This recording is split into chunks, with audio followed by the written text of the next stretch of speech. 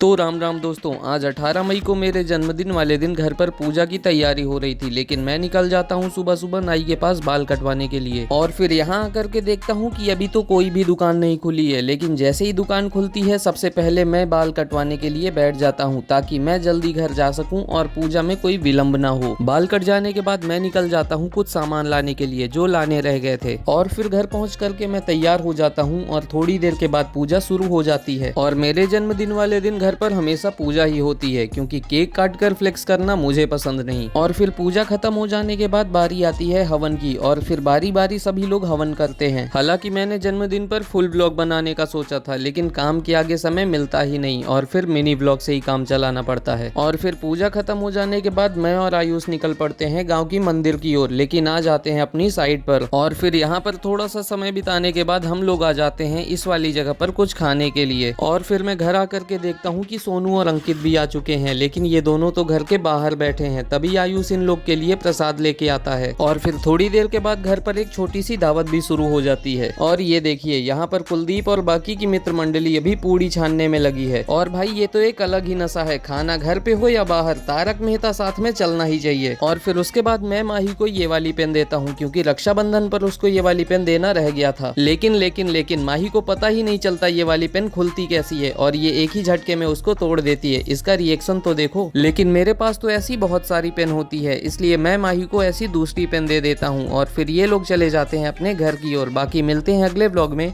Ram Ram.